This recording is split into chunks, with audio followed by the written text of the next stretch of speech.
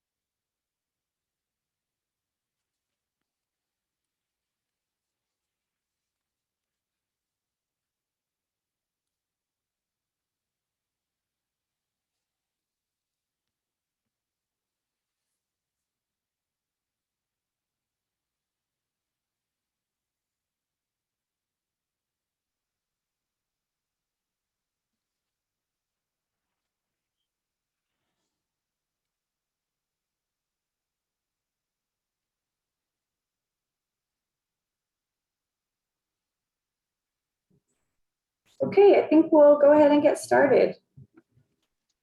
Muy bien, vamos a comenzar.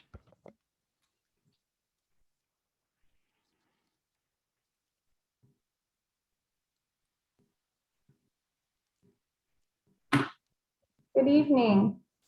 I'm Isabel Min with PlaceWorks. We're assisting California State Parks with the Reimagining Big Basin project.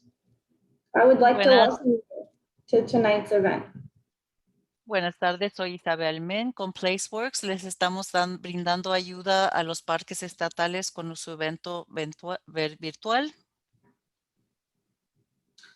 We're going to explain a few things about the translation this evening. Les vamos a explicar unos puntos sobre la interpretación de esta noche. Yeah, so if you are joining us and you would like to have Spanish interpretation, please click the button on your toolbar at the bottom with the globe that says interpretation and select Spanish. And with that, I'm going to turn on the channel. Just one moment. La siguiente presentación tiene servicio de interpretación en español. Para iniciar esta función, por favor, hagan clic en el icono de interpretación. ¿Es un globo o serán 3 puntos suspensivos? Seleccione el español como su idioma, hágale clic al done y luego para escuchar solamente en inglés puede poner no escoger nada y si no quieren escuchar el audio pueden poner mudar en el audio original. Y ahora la señorita va a continuar con la presentación. Okay, next slide, please. And during the presentation, we will be having, or throughout the presentation, we'll have some time for a Q&A. And so please select the Q&A button at the toolbar below to select it. And then in the chat area, type in your question. If you have a question and you'd like to submit it in Spanish, please do so. And our interpreters will translate that into Spanish for the presenters to narrate during the Q&A sessions.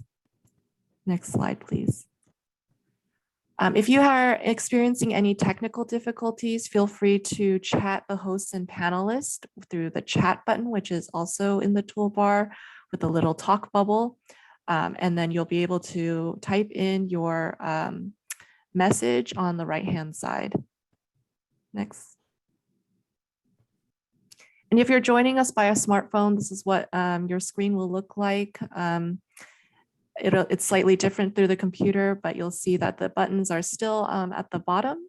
And then also there are more icon that you can click to access the language interpretation channel. Next.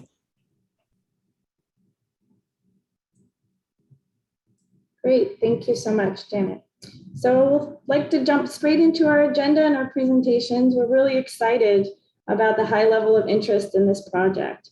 The objectives of tonight's event are to really talk about the recent events and the current conditions at the park as an update, but also Our presenters will talk about the history of the park in a way that is more accurate, inclusive, and complex.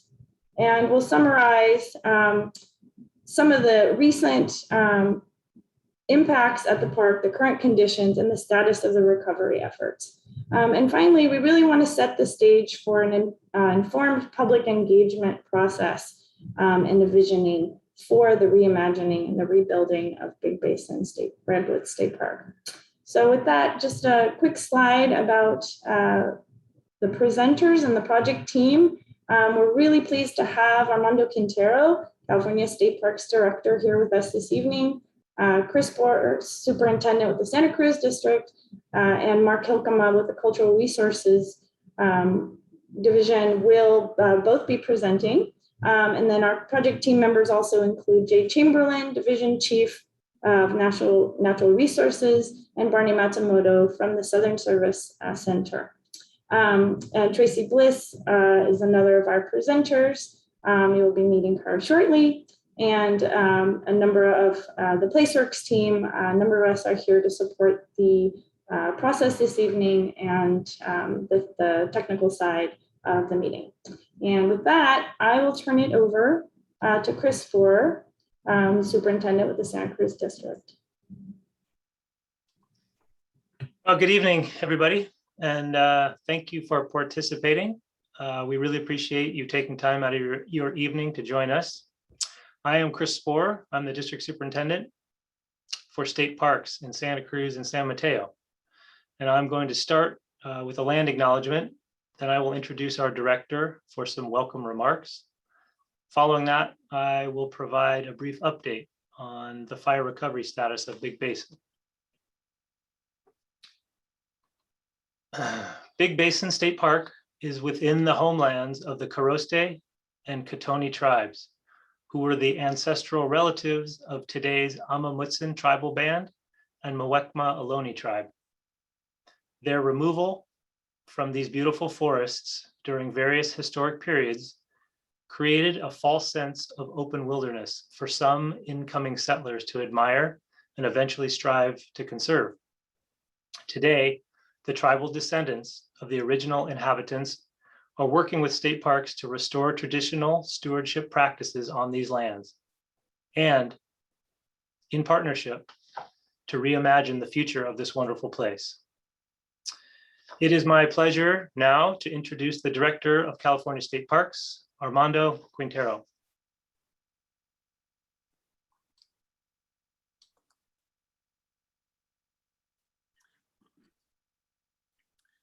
Good evening, and thank you so much, Chris. And thanks to each one of you for joining us this evening for this truly extraordinary and perhaps once in a generation opportunity.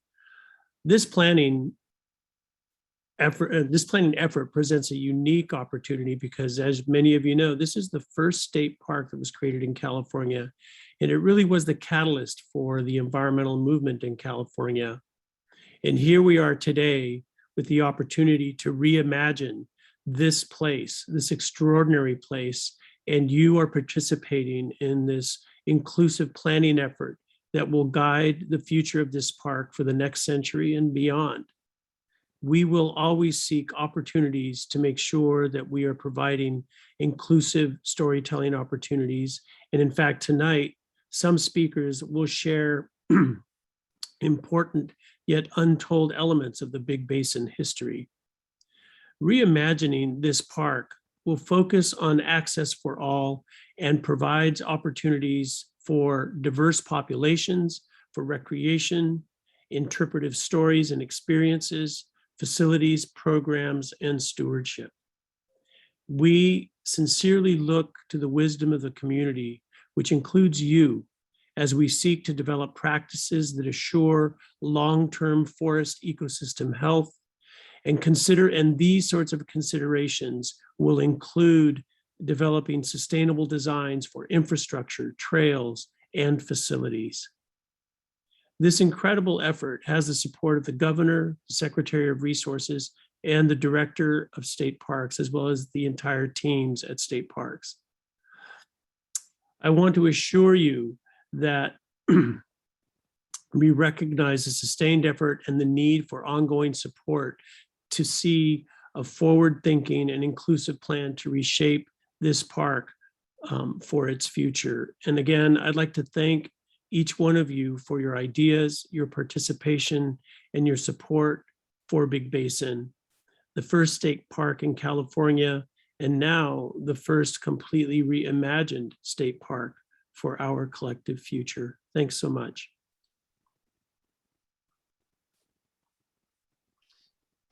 Well, thank you, Armando. And before I begin the fire recovery update, I'd just like to acknowledge the widespread impacts and losses that this fire inflicted across the community well beyond state parks. So as we discuss the recovery and future of Big Basin, we empathize with our neighbors and community members who continue with their recovery process as well. All right, so I'm going to roll us back in time a little bit to September of 2020. This is immediately following the fire and the first time we were able to re-enter the park. At that time, state parks began a very thorough assessment of the impacts to the park. And they were severe impacts because this was a large and very hot fire. So the impacts were severe. We started by completing our cultural assessments and documentation in addition to road and trail surveys and facility surveys. And the information we gathered there allowed us to create our FEMA projects and our recovery cost estimates. Also, at that same time, we began working with our partners at Caltrans to create safe access to the park along the Highway 236 corridor. And that Make Safe project lasted until May of 2021. We ended up removing about 3,300 hazard trees along the roadway. And the vast majority of those were Douglas fir and hardwood understory trees. There were very few redwoods that had to be removed because of their resilience to fire. This rolled pretty much immediately into a phase 2 cleanup. This is the countywide cleanup that was sponsored by Cal OES and Cal Recycle. That began in May of 2021 and lasted until last month, through October. During that time, the park was an absolute whirlwind of activity. Contractors removing burn debris from well over 100 building sites, conducting soil tests, and marking and removing over 25,000 hazard trees along the interior park roads. Again, we worked very closely with the contractors to reduce impacts, and very few redwood trees needed to be removed during that effort. Because of the large scale of this fire and the impacts, there are still no visitor serving infrastructure in the park. So there is no water, there is no wastewater, no gas, and no electricity. And now that the debris has been cleaned up, we are focusing our efforts to try and provide some limited public access into the former headquarters area of the basin by summer of 2022. We were able to open one trail and the visitor center at Rancho del Oso. That's the coastal portion of Big Basin, access from Highway 1 last May. And if winter weather cooperates and we do not get washed out this winter, we hope to have some limited parking serving the Redwood Loop Trail and interior park roads available by next summer. Now, I'll just point out that removing hazard trees from the trail system, which is over 75 miles throughout the park, will take a lot longer than tree removal along the roads because of the remote access and the wilderness designation. Many of these areas are not reachable by mechanized equipment. So the idea is to expand trail access near the historic core first, and then push out farther into the backcountry. So we have made a lot of progress since the end of the fire. We have a lot of work left to do. And I will say that the outstanding effort from our dedicated staff and kind of an outpouring of remarkable support from a broad base of partners have made this progress possible, and we're very thankful for that support. So at this time, I will turn it back over to PlaceWorks. Thank you. Thank you, Chris. Right, excuse me. So I'm going to give a brief overview of the planning process that's underway right now, so you'll have a bigger sense of what's happening. Go ahead, go to the next slide. All right, the main thing I really want to emphasize tonight is that this visioning process that we're embarking upon right now and that everyone here tonight is participating in is really just a small but critical piece in this larger effort to reestablish Big Basin. You can see here the star that says "We are here." That's the initial visioning. There's more information on the project website. We'll be giving you that link. But in general, there's 3 key phases: initial recovery that Chris spoke about, visioning and planning, which again, we're just beginning and will continue throughout the decade, and then realizing the vision, which is going to be an ongoing process of implementing on the ground. Next slide. Zooming into the process that's underway, this is about a 12-month process, and the purpose is really to establish a vision that will then guide all the subsequent planning, design, and implementation in order to reestablish the park. And I just want to highlight, it is a linear process beginning with the background research and identification of opportunities and constraints. But the bulk of the process is in the middle with the engaging community members and stakeholders. And that's what this process is about tonight, in this event tonight. Go ahead and go to the next slide. So in addition to participating tonight, we do encourage you to look at the reimaginingBigBasin.org, the website, for more opportunities to participate, as well as a lot more information about the planning process, as well as about the existing conditions of the park and recovery updates. Listed here are some of the different ways that you can participate and get involved, and we'll be highlighting these again later on tonight. But please know that there are numerous opportunities, including taking surveys, attending pop-ups. The next pop-up will be at the Santa Cruz Museum of Art and History. We'll have a table there December 3rd. And stay tuned. Please join the mailing list and stay tuned for other events that will be coming up in the coming months. Go to the next slide. All right, so we just want to take a moment here before we see if there's any questions about the presentation so far, to learn about who's gathered here today. You're going to see a poll appear on your screen with 2 different questions. The first question is, how often did you visit Big Basin prior to its closure? And the second question is about how far you live from Big Basin. So go ahead and select the answer that fits best for you. And we'll just wait for a few minutes just to let responses come in. Thank you everyone for participating. And if you can't participate, that's all right. It's nice to get a sense of who's with us tonight.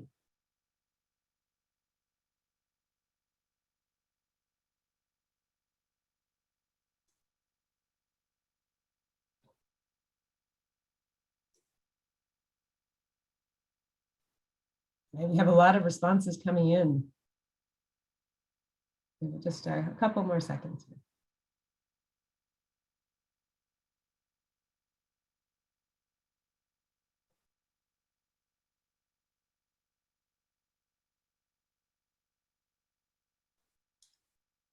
All right, it looks like, let's go ahead and close the poll.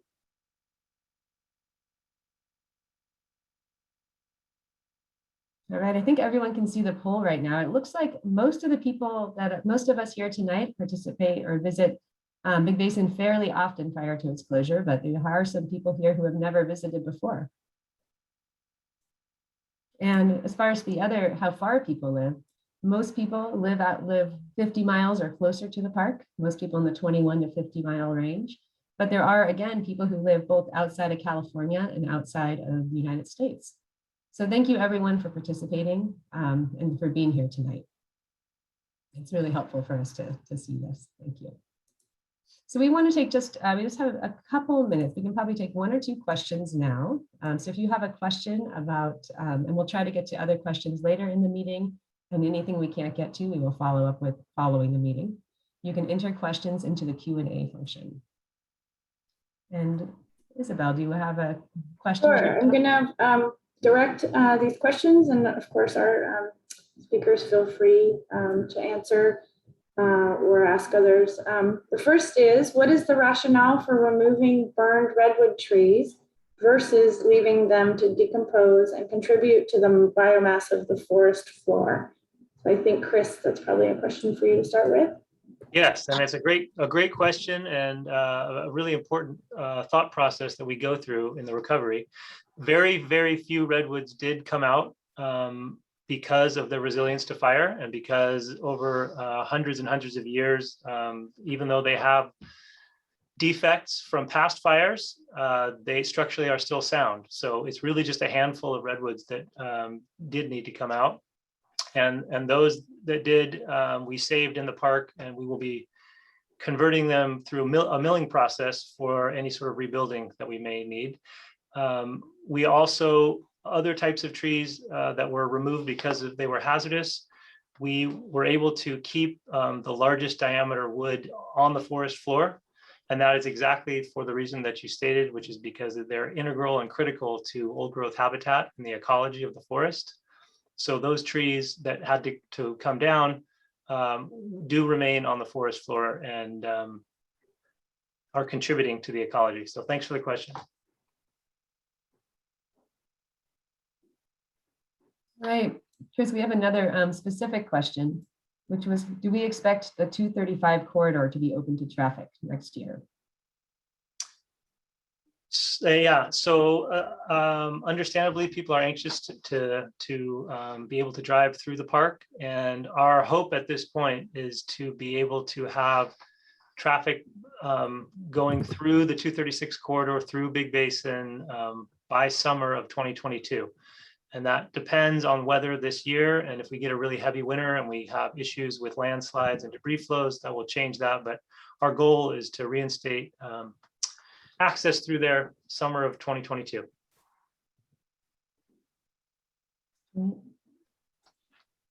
Thank you. I will, we'll just do one more question, and then we'll move on to the next portion of the presentation, and we'll try to come back to the ones here. And again, as has been mentioned, if we don't get to all the questions this evening, we will be we are documenting all questions asked, and we'll be providing answers to them. They will be posted on a website.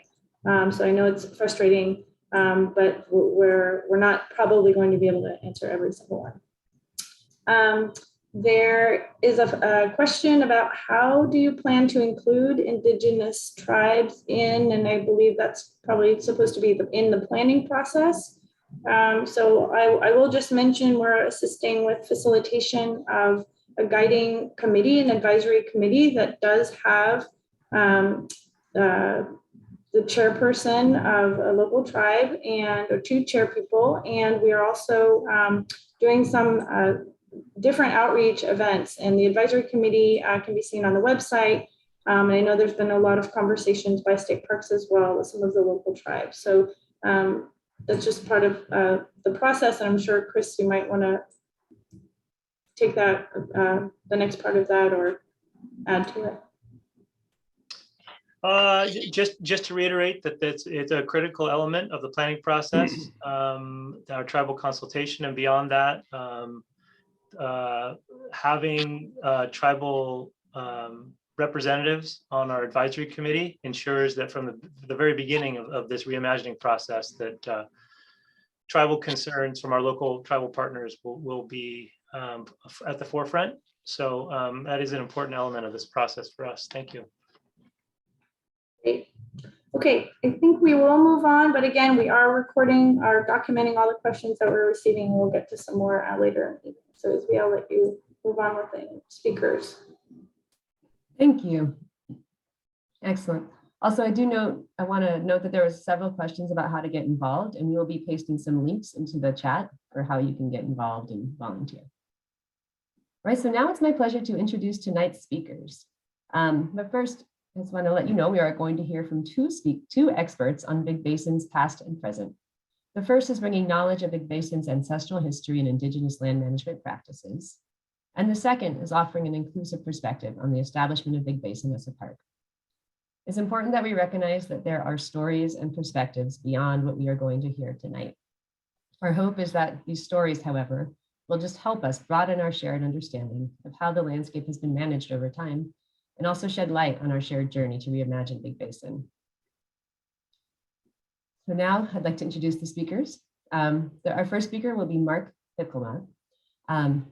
He is the supervisor of the Cultural Resources Program for the Santa Cruz District of California State Parks. With 41 years of professional experience in California archaeology, he has worked on projects throughout the state. Mark is also an adjunct professor of anthropology at Foothill College in Los Altos Hills and has taught anthropology, archaeology, and Native American studies courses at Santa Clara University, University of California at Santa Cruz, De Anza College, and Ohlone College at Cabrillo College. We feel very lucky to have Mark with us tonight, and he will be the first presenter tonight, sharing ancestral Native American lifeways of Big Basin State Park. Our second speaker is going to be Dr. Tracy Bliss. Tracy has deep roots in Santa Cruz. Her ancestors arrived here in the 1840s, having been led over the Sierras by Chief Truckee of the Paiute tribe, and the Paiute tribe. As a young girl, Tracy made a promise to her relative, Jenny Bliss Jeter, that she would never forget how Big Basin had been saved, specifically that women were absolutely essential. But as time moved on, Tracy would not find any publications that mentioned the role of women in saving the first park. This omission haunted her so much that she made her life-changing decision and retired early from a career that she loved as a professor to begin this decade-long journey. This journey culminated in her recent book, Big Basin Redwood Forest, California's oldest state park. And Tracy's will present following Mark with her presentation aptly titled, The Original Vision and Its Fate.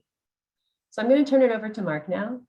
Please note that we will have some time for questions following each speaker. And again, please add your questions to the Q&A. Hello, everyone. Thank you for inviting me to speak tonight. And I would note that in the future, you will probably see some of our tribal representatives in this position rather than me, but I am the tribal liaison for a district and have enjoyed the opportunity to engage with our tribal partners who are spread throughout their ancestral homelands.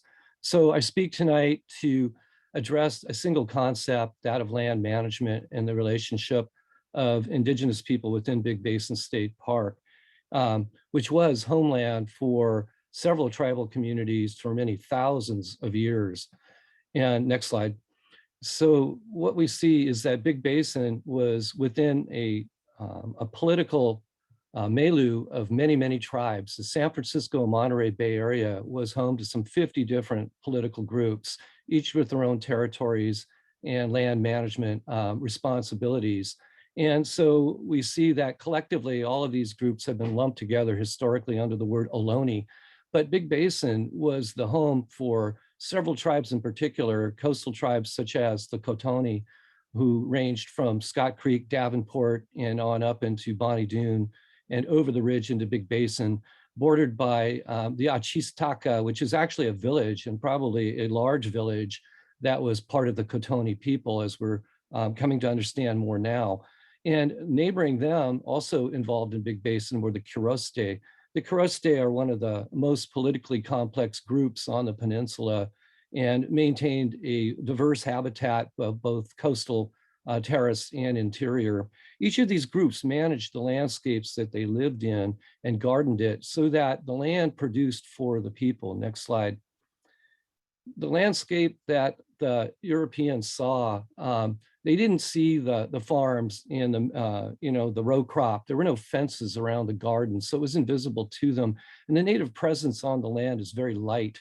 Their structures in material culture is based on fibered materials and such. And so we don't see a lot of the standing stones, monuments, and pyramids that many people look for, because their presence on the land was very much in harmony with their environment. Next slide.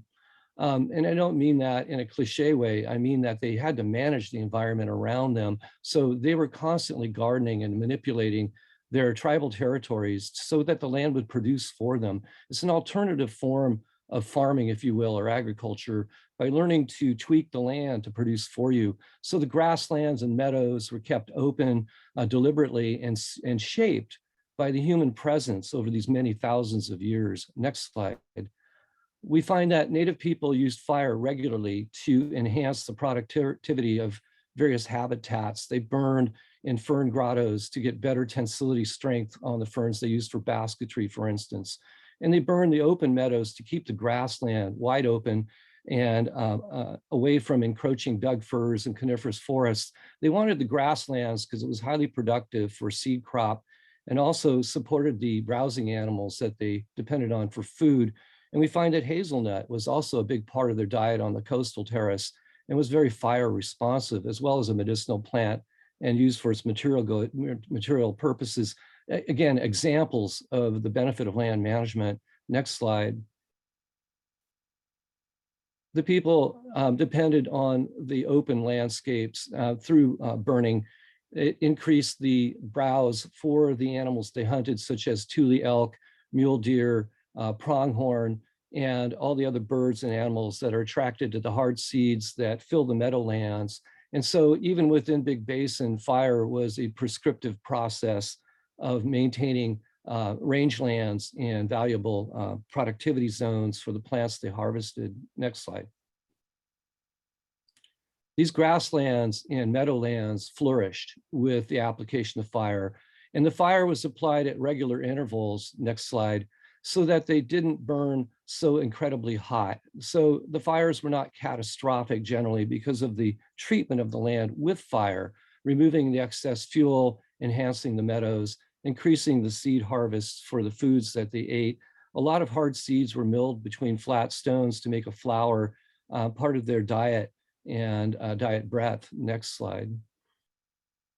In the uplands, the nut crops were very important to people. At Big Basin, acorns were harvested, particularly from the black oaks, which preserved better in the acorn granaries throughout the year.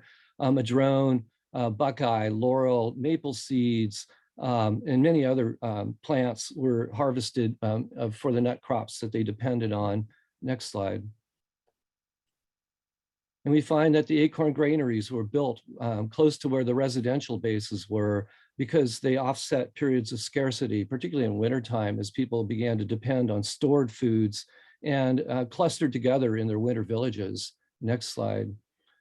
When summer broke out in spring, they would disperse within their landscapes. And here we see pictures of bedrock mortars and portable bowl mortar.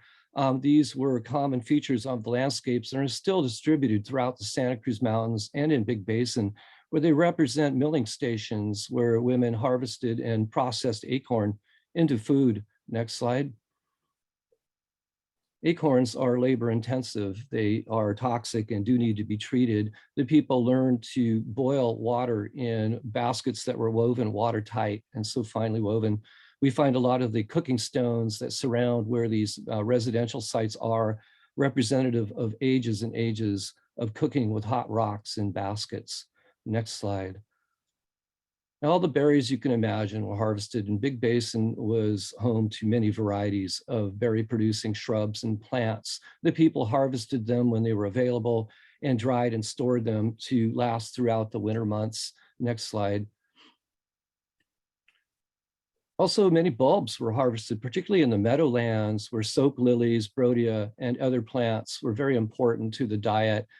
Soap root, such as the ones you see here, were harvested with long digging sticks by women and girls, and they would oftentimes put stone weights, like the one you see in the picture, on the end to give it added push as they tried to till the soil in the meadows to harvest the bulbs and maintain the productivity of their gardens. Next slide.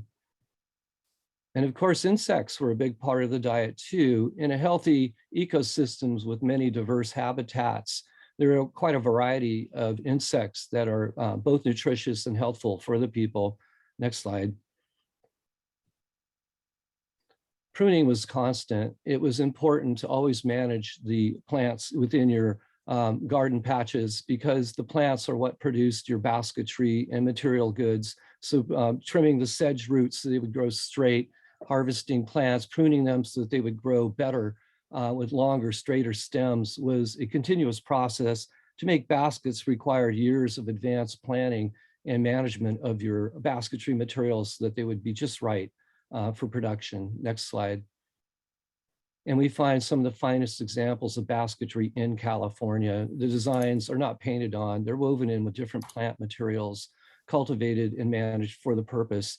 Below, you see wealth baskets with shell ornaments on them, and they're not actually ornaments, they're currency. Those are shell beads that were used for money, and you can see some of the beauty in the basketry and the design. Next slide. The Cotonee and Quirosté were very much in part of a very major economic system that spread throughout Western North America.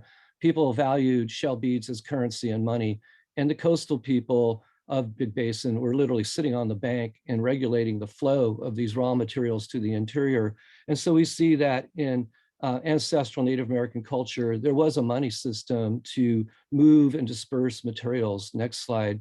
Also in demand were the Abalone Pendants that served as badges of membership into special societies and organizations. And those organizations formed the fabric of day-to-day life. Next slide. Such as the Kuksu traditions of the San Francisco Bay Area, where there were many very large populated villages surrounding the bay. So the Big Basin folks were part of this larger economic system of exchanging coastal marine foods and materials to the interior over the mountains and around the bay. Next slide.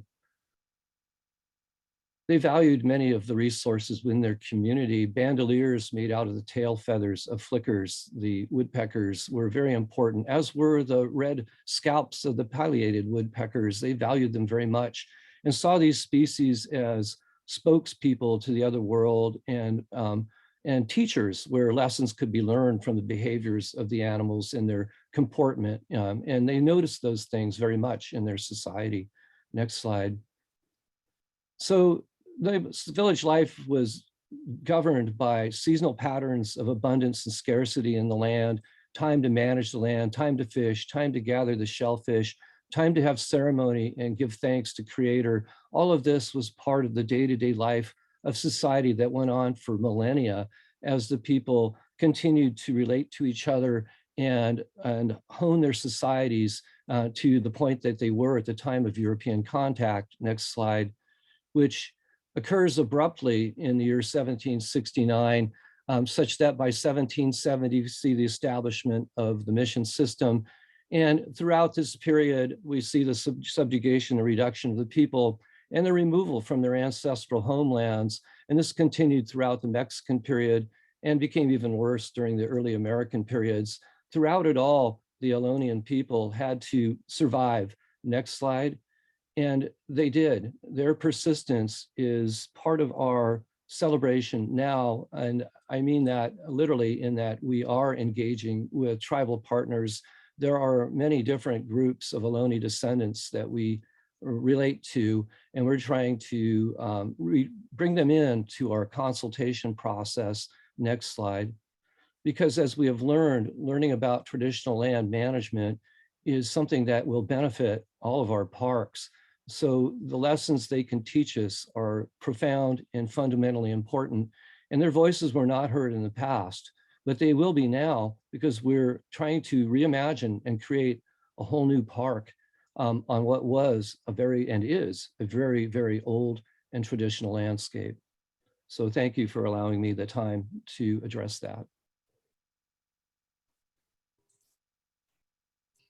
Thank you. Thank you so much, Mark. And we do have a quick minute for a question or two that we've gotten in the Q&A for Mark about things he's been talking about. So this actually is a three-part. So I'll read two parts of it. It's about the Ohlone Tribes. The person from Juliana says, I only heard of the Ohlone way back in school. Are those all sub-tribes of the Ohlones? Newly discovered over the past 30, 40 years. Yeah, the word Ohlone was popularized in the 1970s by Native Americans to replace an older word Costanoan that anthropologists use. Both terms are catch-all terms of many people, much like the word African, European, or Asian is. So indeed, those are individual tribal polities that I showed you the map of. It is a complex political mosaic, and we've simplified it by lumping everybody under a single linguistic term, the Ohlone.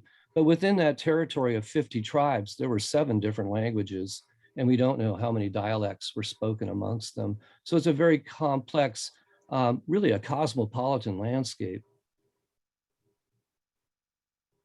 Thank you.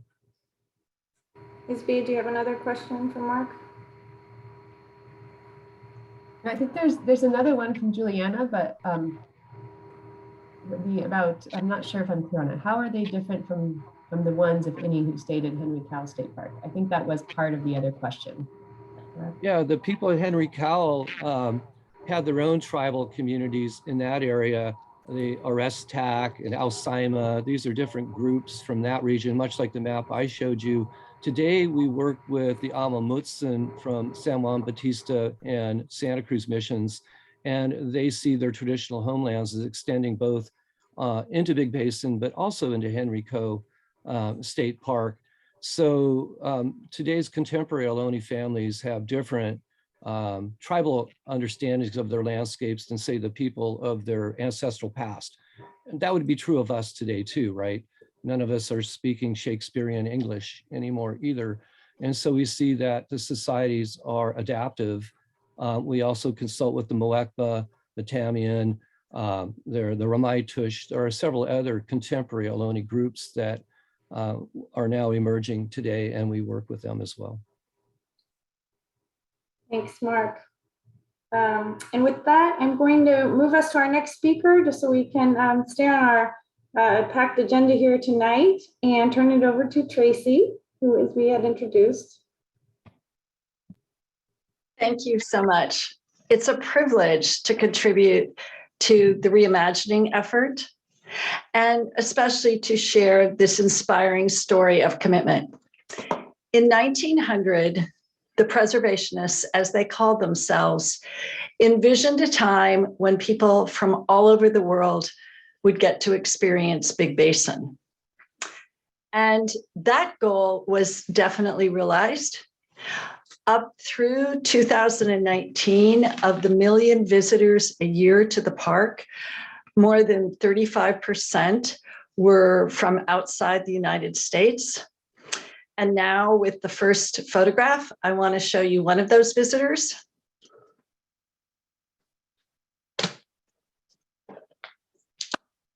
This is Allison Espinoza of Costa Rica. And Allison decided in 2019, it was her Christmas vacation, her first visit to the United States, and she decided to spend it at Big Basin. And here she is on the historic Redwood Loop Trail. Allison has joined us tonight from San Carlos, Costa Rica. Welcome to you and your family. As much as Santa Cruzans loved sharing their amazing trees with the world back in the late 1890s, that was not the major goal of the Big Basin movement. The activists who came together and coalesced came together around a very specific vision, and that was to preserve Big Basin in a state of nature. Next slide. The movement officially started on the Stanford campus on May 1st of 1900. You see, this is the Stanford Quad, the palm trees in the background. And this group had no playbook whatsoever. But what they had was granted determination and 4 areas of essential expertise. So the political expertise was really embodied by the man who's in the middle, the very tall one wearing a Stetson. That was William T. Jeter, a lawyer and the president of the Santa Cruz County Bank. Jeter was determined that the movement would stay bipartisan, and he had just served a term as the lieutenant governor of the state of California and was beloved by the senators with whom he worked. Over on the left side, the third man in represents the academic and scientific community. He is the chair of the Stanford Botany Department, William Dudley, and the world's expert in 1900 on Big Basin. Reams and reams of notes, field notes that he has accumulated on Big Basin. And he's also the secretary of the Sierra Club, keeping them constantly informed about what's going on at the park. Over on the right side, we have Carrie Stevens-Walter, who exemplifies the role women would have in the movement. She's from San Jose. She's an accomplished journalist and a publisher. The photographer taking the picture is the well-known San Jose artist, Andrew P. Hill. So what happens at this meeting is that Jeter, who organized it, he gets Professor Dudley to share his maps and diagrams of Big Basin to this group of academics and businessmen, key influencers from throughout the Bay Area. And Dudley's information clearly shows that logging has moved right up to the edge of Big Basin. And this group is unanimous. We will save Big Basin. And next to Jeter on the left side are two businessmen from Santa Cruz. And he enlists them to 2 weeks later take an excursion to Big Basin to begin to get buy-in from key groups elsewhere in the state. Next photo. All right, so this is mid-May of 1900. This is the Commercial Hotel in Boulder Creek. And this small group of excursionists who are in the buggy, they represent the California group who was committed to fish and game. They represent the San Francisco Board of Supervisors and the San Jose Women's Club, which consisted at that time of 200 members, very influential women in San Jose. Now, what's significant about the hotel is that it was owned by Henry Middleton, often called the unofficial mayor of Boulder Creek. And he would organize several excursions to give folks an immersion experience in Big Basin, which was 13 miles away over a very potholed, rugged road. A month earlier, Jeter had completed the deal between Henry Middleton and Timothy Hopkins, the two major owners of Big Basin land, and they call themselves the Big Basin Lumber Company.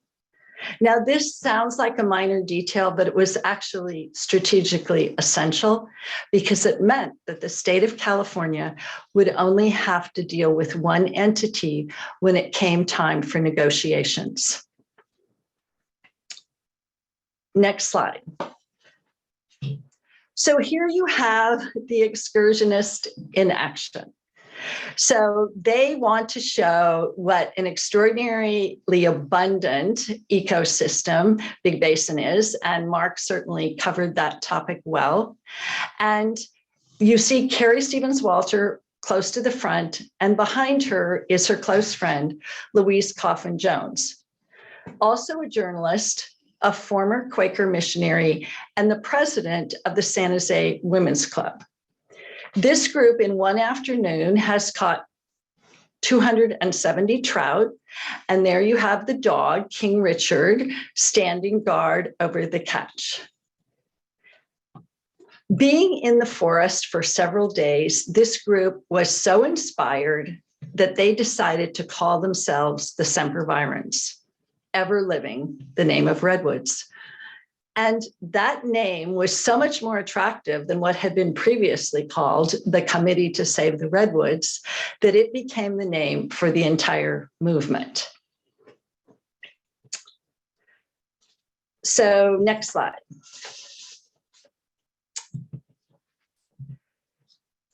No, excuse me, would you go back one? I jumped ahead a little bit. All right, so what happens now is that the group decides that the campaign is going to go into full gear. And women journalists, led by Carrie and Louise, end up writing 95% of all the articles and the promotional materials for the Big Basin campaign. And Andrew P. Hill, the photographer, all of his photographs are used to illustrate the beauties of Big Basin. During the campaign, Hill, who is the official artist for the Sempervirens, he goes around to all the different legislators lobbying, showing them his portfolio. And that's how they get buy-in, but from all these different legislators. Meanwhile, Jeter is doing behind the scenes negotiations to see if they can come to a deal. So, for example, one of the things that he did was the state had very little money at the time. And so he gets the Big Basin Lumber Company to agree to buy 2,500 acres at $100 per acre, but it will go over a 5-year period. The payments will go over a 5-year period. But again, the goal of the group was to preserve Big Basin in its pristine nature. So what happens is, with all of these different lobbying groups, one of the groups that was absolutely essential were Jesuit priests, led by Father Kenna of Santa Clara College. Imagine in 1900, the population of California is 25% Catholic, and the Jesuit priests are eager to get their parishioners on board with saving Big Basin, and so they did. Also, women's groups throughout the state are totally on board. And when the head of the San Jose Women's Club, the new president, lobbies, she tells the state legislature, all the women of California want our trees saved. So in March of 1901, 1,000 women from Los Angeles, they are members of the Native Daughters of the Golden West. They petition the legislature, and then they bombard the governor with a telegram every few minutes, urging him to sign the California Redwood Park bill, which he does. Next slide. The Sempervirens were totally committed to access for all. And the park is not going to open officially until June of 1904. But this is a camping trip in September of 1901, 6 months after the legislation. Jenny Bliss Jeter, Will Jeter's wife, and my great-great-aunt, is the woman on the far left. She organized this several-day camping trip, and it was very deliberate in terms of what the message was going to be. On the far right, the two chefs are Will Jeter and his close friend, Reverend Pon Fang. Pon Fang was a successful Santa Cruz businessman and also the leader of the Chinese mission for the Congregational Church. Pon Fang's son, Samuel, is the child with the hat near the front. So the very first camping trip that includes children after the legislation has been signed has Chinese and white children together at the park. This was really quite significant given the time period. In 1900, the horrific Chinese must-go movement in California still persisted. And on a national level, in Congress was getting ready to, again, reaffirm the Chinese Exclusion Act that had been passed in 1882. So this picture sent a very clear message. Big Basin is open to everyone. No one is excluded. Next. All right, so the park is open. It's now June of 1904. It was actually so dry that year that they had to bring in big, huge vats of water to damp down the dust. It was so dusty for the first visitors. But what is so important about this picture, and I wish we could see it better, but it says State Redwood Park at the top. Right under that, it says to be preserved in a state of nature. That was the vision, and it's on the gate that welcomes everyone. Just 3 months later, there's a horrific fire. And the fire has 3 similarities to our 2020 CZU fire. First of all, it had been a terrible drought year. Second, there had been a terrible heat wave. For over a week, it had been 100-degree temperatures throughout Santa Cruz County. And third, they had woefully inadequate state resources to deal with a major fire. So without any communication, with no vehicles whatsoever, how did the park get saved? Well, as it turned out, hundreds of volunteers, including Stanford students organized by Professor Dudley, rushed to Big Basin, and they were able to contain the fire. However, this fire was the beginning of one huge challenge after another for the Sempervirens, who were determined to hang in there. Next. This extraordinary photo from the Forest History Society was taken shortly after the San Francisco earthquake of April 1906. The earthquake, either from the earthquake or the subsequent fire, destroyed over 30,000 buildings. But there were a few areas of San Francisco where buildings weren't destroyed. And this is one example of that. And the reason they weren't is because the facades of the building were made of redwood. And the redwood, because of its fire retardant properties, served as a firewall. Well, as soon as the building trades industry got wind of this and this documentation, everyone was rushing to rebuild with redwood. Literally, people were pouring into the state with sawmills going up overnight. The price of redwood skyrocketed. Not good for the preservationist cause.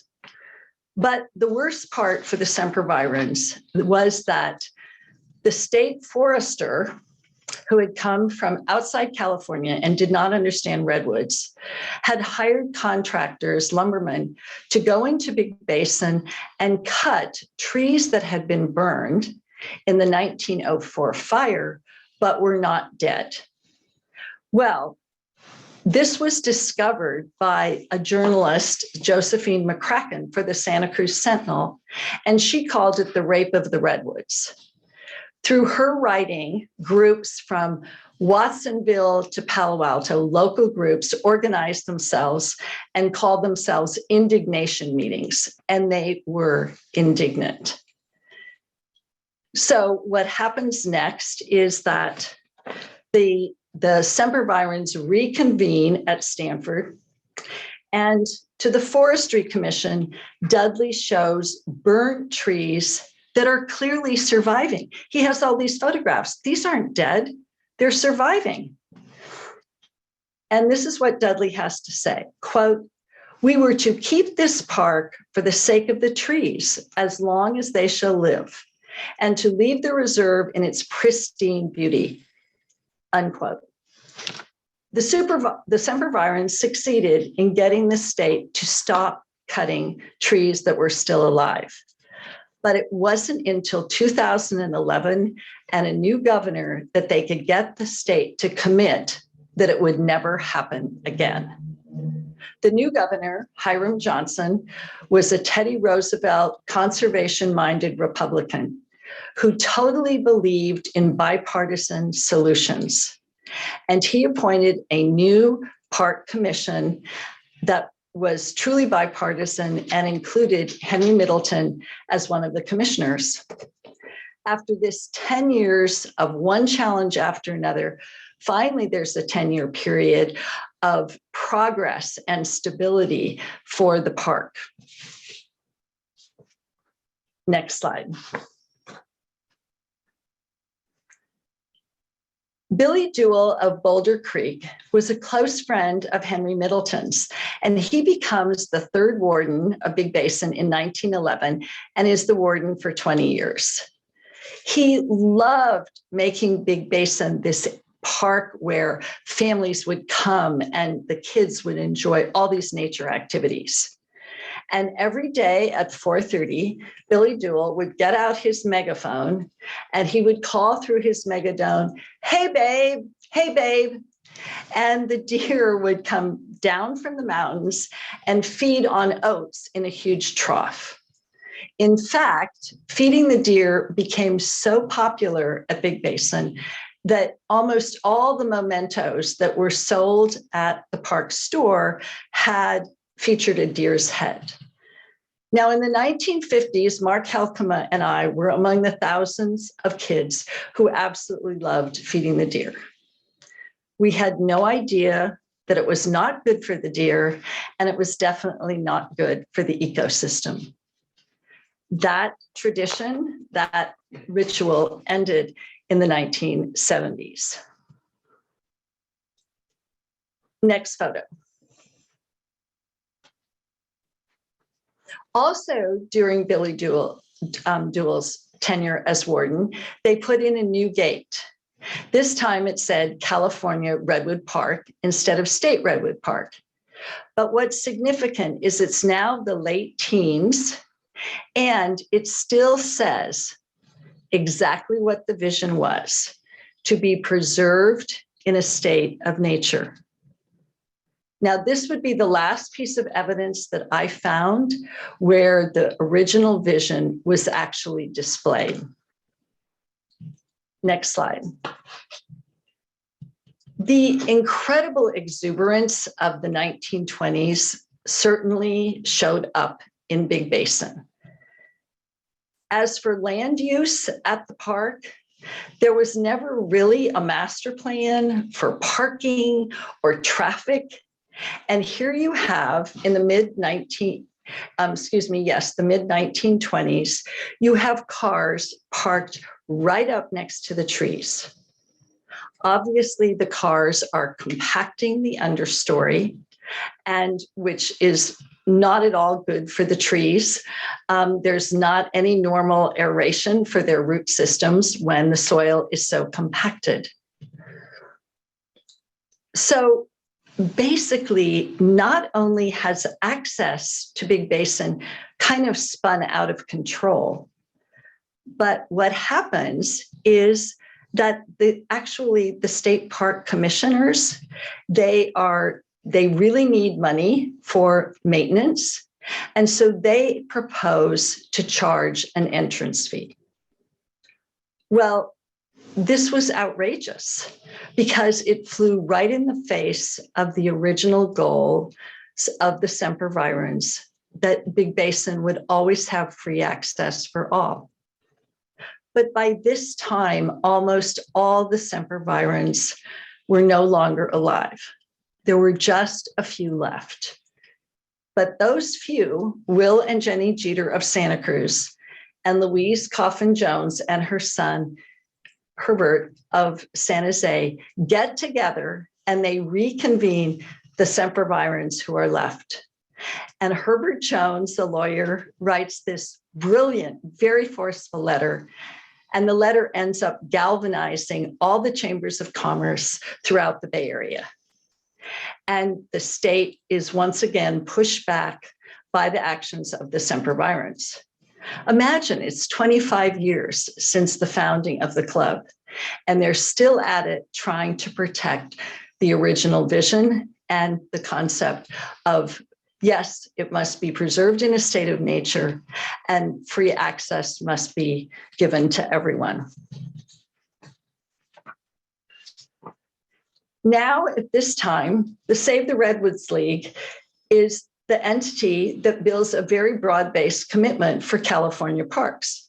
First, SRL succeeds in getting a California State Park Commission that is really committed to redwoods and with non-salaried employees. Then, with the passage of a bond issue in 1928, it meant that every private dollar raised would be matched by public funds. By this time, the League had raised $500,000 for redwood preservation. It was really perfect timing because the public wanted their redwoods saved well beyond Big Basin. Next slide. Throughout the Depression years of the 1930s, the Civilian Conservation Corps had a very successful job skills program and camp at Big Basin. And the young men who were learning professional skills, who were learning trades, they did several projects. They made one major trail and they put in the bowl. Look at how beautiful this bowl was. And it would later become known as the Campfire Center. But the park's concessionaires at this point in time, they were looking at the national parks and they wanted Big Basin to stop being so rustic and look more like the national parks. They were tired of the funky rustic tents that families would camp in, and they wanted real modern cabins. And so begins a building boom at Big Basin. That building boom will kind of have its, I guess you would call it, it would have its apex in the post-World War II baby boom. And this is what then ends up happening in terms of land use at Big Basin. Next slide. In 1946, a large swimming pool opens at Big Basin, much to the public's delight. However, just 2 years later, there's a major fire and the fire trucks get stuck. And they realize that having a swimming pool there is a real safety problem, and they close down the swimming pool. Now I want to take a leap 70 years to the CZU fire. Not a single one of the 100 structures that were part of Big Basin survived the fire. However, there was one artifact that did miraculously survive. Next slide. This is Carrie Stevens-Walter, a beautiful oil painting, probably painted shortly after her death in 1907 by her close friend, Andrew P. Hill. No one did more to publicize the Big Basin campaign with the media than Carrie Stevens-Walter. But she was also the one who stood up for the sempervirens when they were so unkindly attacked by San Francisco newspapers as, quote, sentimentalists. So this beautiful painting survived because in 2014, state parks decided to store it in their statewide museum collection in Sacramento. So this is the artifact that has survived. And I think we can all look forward to seeing it as part of the park in the future. What a beacon of hope. I'll conclude by asking you the question that I ponder. In this reimagining Big Basin process, what emphasis should be given to the preservationists' original vision? That Big Basin should be preserved in a state of nature. This final slide, the photo credits, are to thank the individuals and the institutions who have contributed their wonderful visual images for this talk.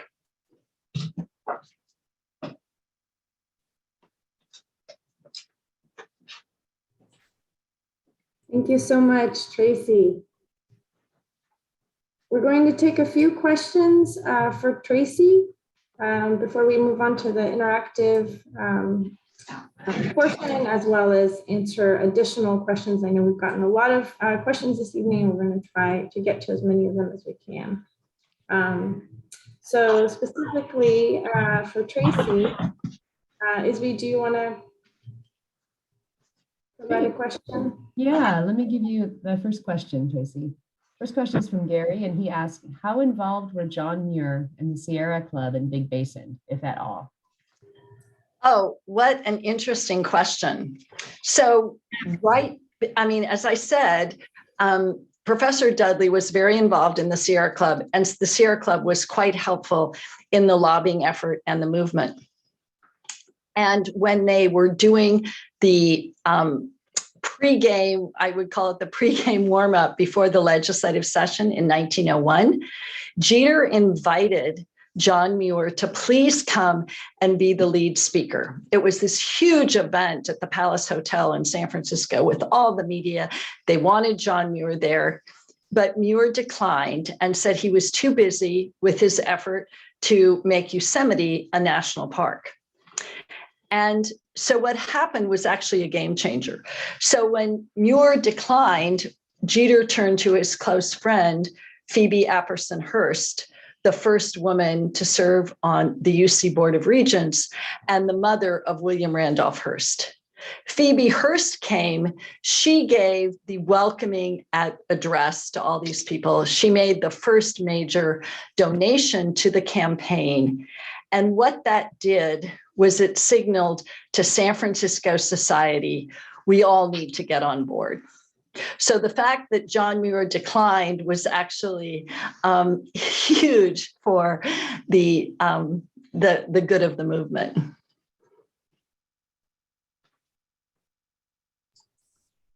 Thank you, Tracy. I have one more. I think we have time for one more from Juliana. Did President Hoover or President Teddy Roosevelt ever visit Big Basin?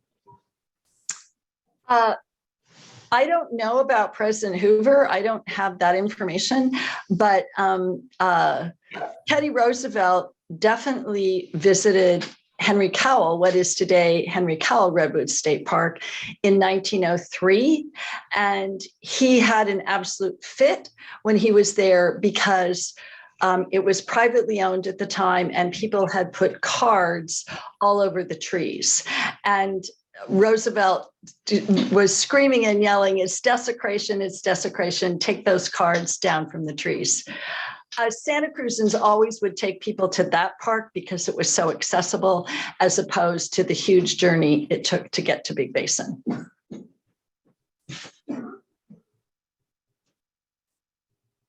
Great.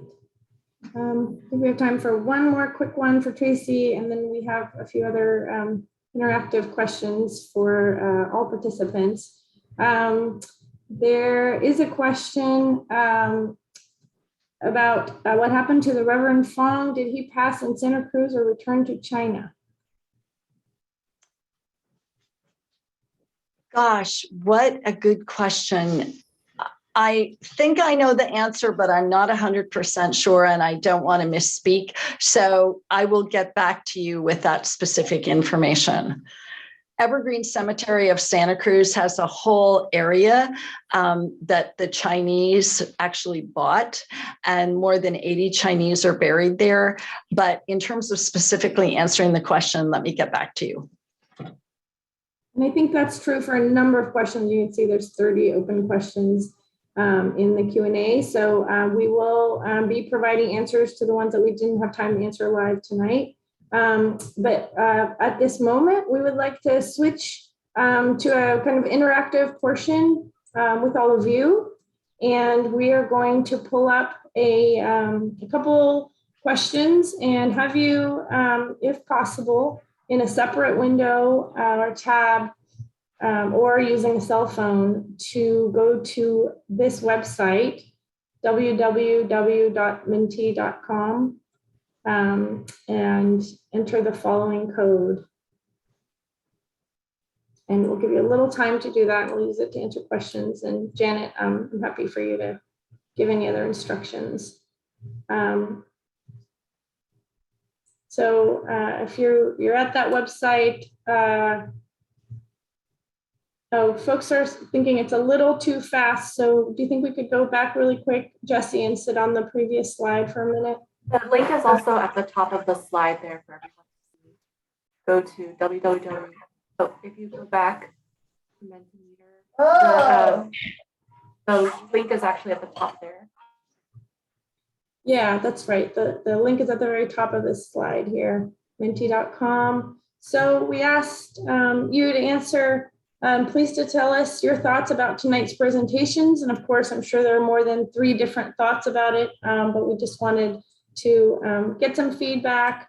I learned a lot. This story was new to me about learning something new. This supported the story that I already knew about Big Basin. And there are other important parts of Big Basin's past that should be shared. And of course, we are welcoming folks to provide those ideas and share stories at the website. There is an interactive memory sharing, and both at the website and at the email that we are providing tonight, you are welcome to send in any of those thoughts about important stories and important ideas that you think should be shared. And you can also enter some of those ideas in the chat tonight. We'll share the ones that we can. You can send them via chat.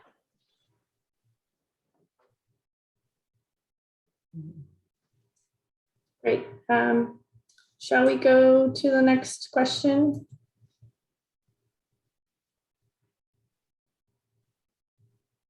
So the next question is, what stories are most important to tell at Big Basin when the park reopens? And again, we've just provided some ideas that we've heard so far, maybe some that we've been talking about tonight. And again, all ideas welcome, but I just wanted to see how folks felt on a scale of 1 to 5, with 1 being the least important and 5 being the most important to tell.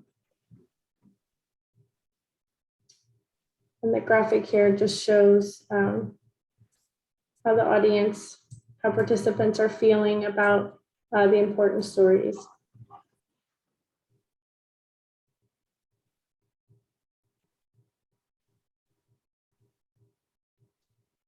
And it looks like more comments are still coming in, but some of them continue to be very strong right now. The plant, animals, and habitats are very strong support or interest in that.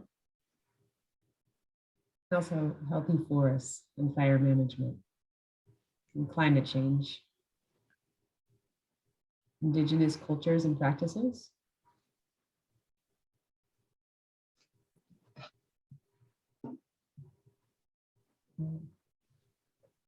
That's great.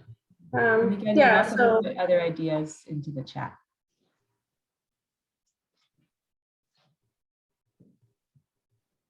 all right. Looks like about 85, half of participants have taken, are answering these questions, and this gives us a good sense. Again, the results of these will be in the meeting summary, so you can go back and see how people were voting or weighing in this evening. And then we have one more. We did have a couple comments in the chat, Isabel. One of them was lichens, and the other one was all of the above. And I bet many people are feeling all of the above. Yes, please do continue to put your comments in the chat, and we'll share them as we can. Great. Let's do one more, and then we'll go to participants' questions from the Q&A. Then we want to ask, what do you want to hear more about during this planning process? Share a topic, maybe one word or a short phrase that you want to hear more about. And these will come in as a word cloud, and if words are repeated, then they will be shown as larger. The more a word is entered, it will be proportionally larger.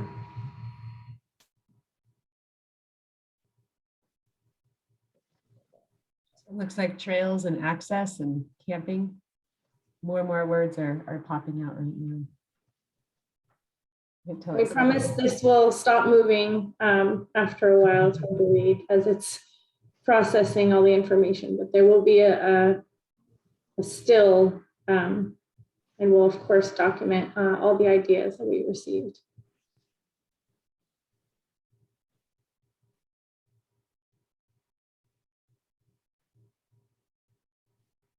Great. I see Yeah.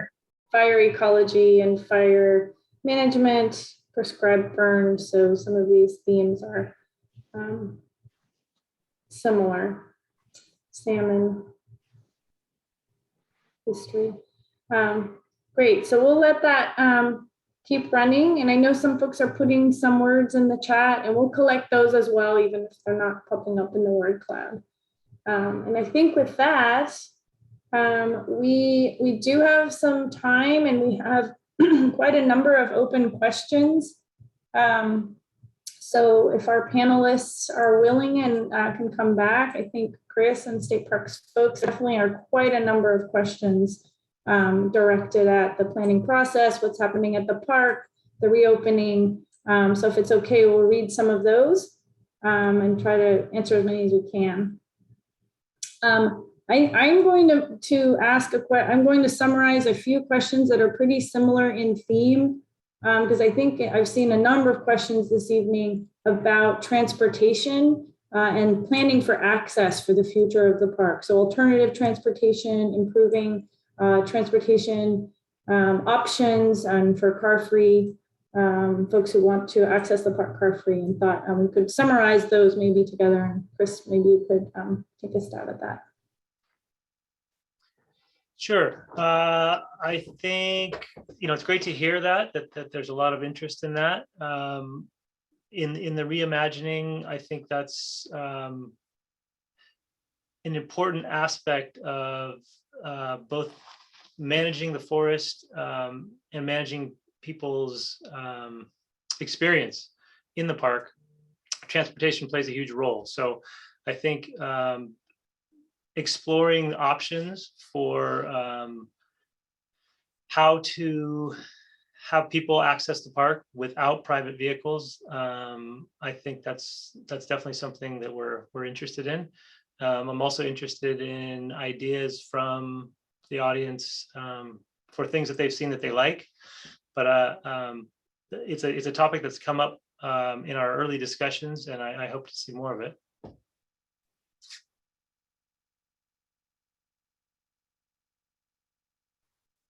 Thank you, Chris. We also have a lot of questions about the conditions on the ground now, and specifically what survived the fire. I think there's some questions about what, if any, buildings survived. And then a couple questions about Little Basin, what the statuses of Little Basin, and also the Scott Pettin redwood, a redwood dedicated to Scott Pettin. So the three different things are buildings, Okay, Little Basin, and the redwood.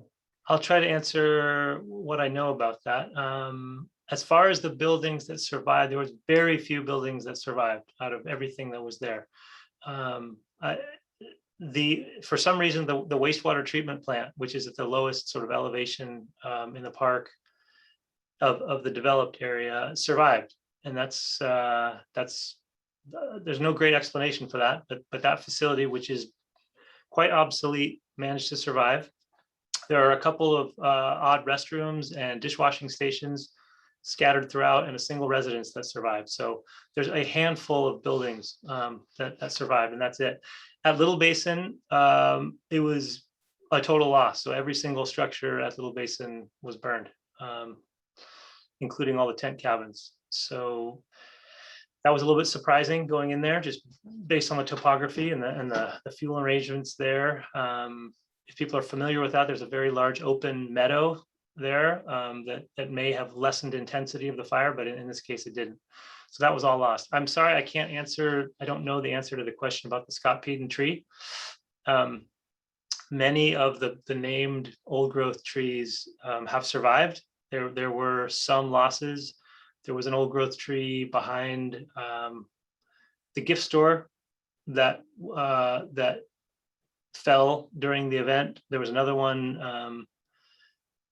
There's a couple other ones, but as far as the mother and the father of the forest, the auto tree, some of the most well-known iconic trees, those all survived and are resprouting. So we'll have to get back to you with the Scott Pettin tree. Thanks for that good question. Great. Another question, Chris, I think again for you, when will the skyline to see Trail open, the Sunset Backpacking Camp, and the Waddell Trail to Berry Creek. So I think it's kind of a group of trails and camps question.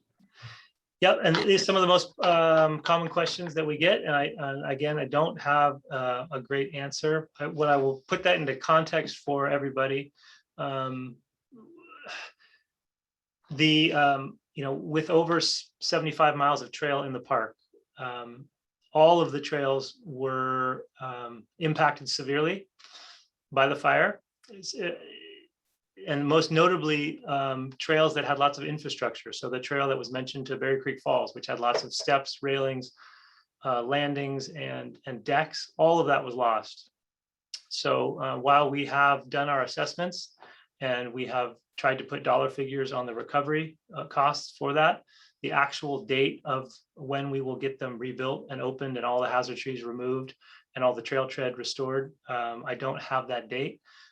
Unfortunately, but we are pushing right now. We have been opening trails in parks like Fall Creek that were also damaged by the fire, that had less fire damage, so that we can get the public back in there. Because the extent of the damage at Basin, the backcountry trails will take a long time to get to. But we have a trail crew, a volunteer trail crew, actually starting at Big Basin on Saturday, working on the Redwood Loop Trail.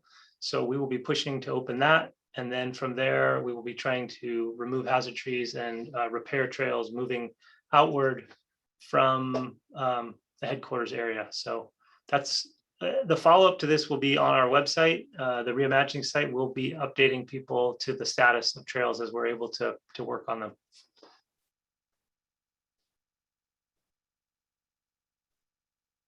Great. I think we have time for another question. Here's one from Majin, if I pronounced that correctly. Did previously prescribed burned areas of Big Basin fare any better after the CZU?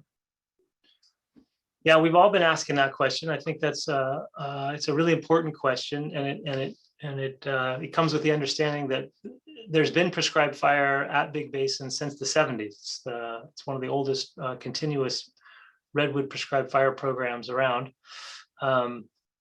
And we were lucky in that there was some significant data collected on some of the burn plots prior to the fire. And we are now in the process of going back and looking at that data and remeasuring.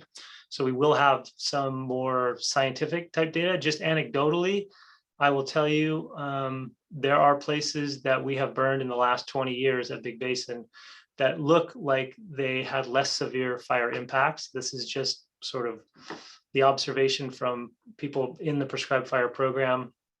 So I think there is some indication that we're gonna find that out once we crunch the data.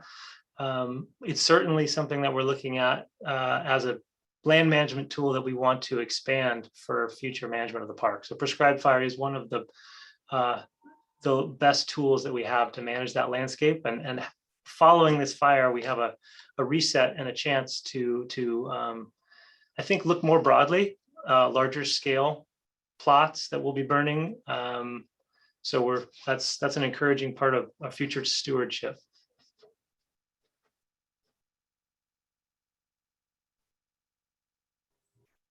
Great. Thank you. Well, we are at the 7:30 mark, actually a minute or two late. So we want to just thank everyone for attending tonight's event. There will be more events. Again, please check the website. As Isby mentioned, there are quite a number of opportunities to participate. We're going to put that slide back up just to remind you. And again, all this information is at the project website, reimaginingBigBasin.org. And feel free to send in questions to the email reimagining.bigbasin@parks.ca.gov. So thank you very much for attending tonight, and we look forward to seeing you and hearing more from you all in the future at future events. Thanks so much.